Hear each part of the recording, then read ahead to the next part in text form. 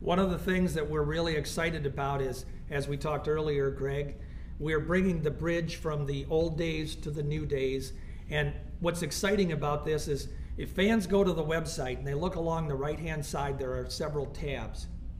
The first tab is going to be that behind the scenes with Greg and George that we're doing right now. And there's going to be more of that along with Greg.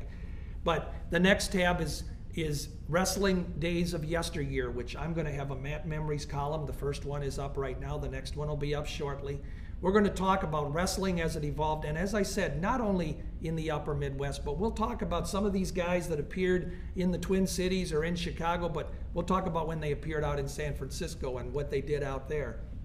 We're going to have the trivia. We're going to have mystery wrestler contests. And then as I was going to call you Vern. It's okay, Bill. Well, I went from Nick to Bill. Now you're Bill Casisto. Bill Casisto. There's another old name. Bill Casisto, one of the great wrestlers, Yep. And he would have been even greater had he not been injured. Exactly. He suffered an injury and had to leave Now, wrestling. George, the one reason we really got involved in this, and for Nick Bockwinkel, Mad Dog Vachon, for Vern, for the Crusher, these are people that really laid the groundwork for where wrestling is today, and we want to give something back to them. So that's what we're doing with these with these prints and with the merchandising. Some of the proceeds are going back to those individuals. And as he pointed out, Nick Bockwinkel is on board to have pictures that will be available. And I'm guessing we can get Nick to sign some of those at some point too. But you know, everybody remembers the Crusher, and of course we mentioned Mad Dog. And there were so many others. I mean, so many household names as they became. These wrestlers became names or parts of the family. And what Greg touched on with the Gagne Wrestling Academy, also training some of the young hopefuls to become future legends. This man right here, fans, I'll tell you what, if you tried to look back at the history of pro wrestling and looked at it without the contribution that not only Vern himself made, but the literally dozens and dozens and dozens of wrestlers that he personally trained in those camps that he had out in that old barn and brought into the business, the wrestling business would look mighty strange without some of the names that he brought into the business. And people know out there, they know names like Baron von Raschke and Larry Pretty Boy, Larry the Axe Hennig. They know about Blackjack Lanza and Blackjack Mulligan. The Anderson brothers. All three of the Anderson brothers. Gene Oley and Lars. And the Nature Boy Ric Flair.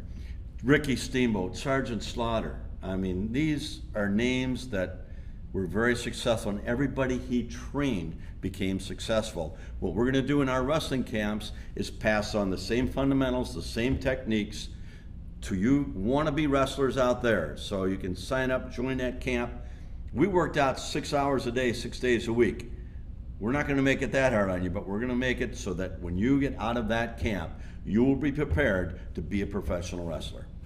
One of the things about those old camps that your dad did, and of course in the 70s he had Billy Robinson helping him. We all know what a wrestler Billy Robinson was. 2 years I spent with Billy before I was able to get in the ring. And of course, Greg Gagne, Jim Brunzell, two graduates of the Gagne Wrestling Camp. How about the Iron Sheik, Sergeant Slaughter, two other names that wrestling history wouldn't even be interesting if you didn't add those names to it.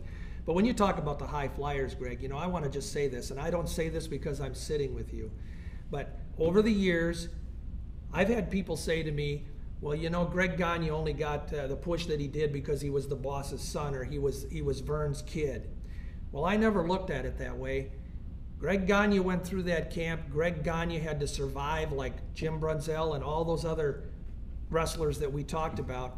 And I always like to think, and you could correct me if I'm wrong on this, but I'd like to think that you may have had to take it even a little bit more seriously, because you probably had a guy or two that wanted to just see what they could do with you in the ring, maybe knock your block off just for the sake of doing it. Well, that's true. And that's why my dad actually put me with Billy Robbins for 2 years. And then, of course, I went through the wrestling camp with Ric Flair, Jim Brunzell, Bob Bruggers, Ken Patera, and the Iron Sheik. We had a lot more out there. There was probably 30 or 40 that tried out, but those were the 6 that survived the camp. And it was 6 hours a day, 6 days a week. And we'd come out of college football, and we came out of Patera out of the Olympics, out of Bob Bruggers out of pro football, the Iron Sheik out of the Olympic wrestling team. And we thought we were in shape. It was nothing like what we went through at the Gagne Wrestling Camp. And we're going to give the people a taste of that, but we're going to prepare them to move on in professional wrestling. And that's what Vern did for us, and that's what I want to do for the wannabe wrestlers out there. And yeah, it was hard. And he did prepare me because there were wrestlers in professional wrestling that had a real vendetta for Vern. So I knew they were going to take their shots, but to this day, there weren't very few that I don't think I could handle. There probably was some, but well, and that was the success of the camp. I mean, usually when someone came out of the Vern Gagne camp, they had all of the fundamentals to go out and make a name for themselves if they had the initiative and the drive to make a career of it. And well, thank you for those kind words, George. You did it just the way I paid you to do it. Yeah. Thank you. Thank you. So, fans, again, this is all for you. The poster or the prints are available. Merchandise will be available. The wrestling camps are available to you. We're going to give everybody out there who was a wrestling fan or a collector exactly what you want. So you can go online, GagneWrestlingAcademy.com, come right here. If you have any problems, go right on to Linda Chickanowski. You can pull up her name there and she'll take care of you. And thanks again, and we'll look forward to seeing you again on another one of our segments. What is it called, George? Behind the Scenes. With Greg and George.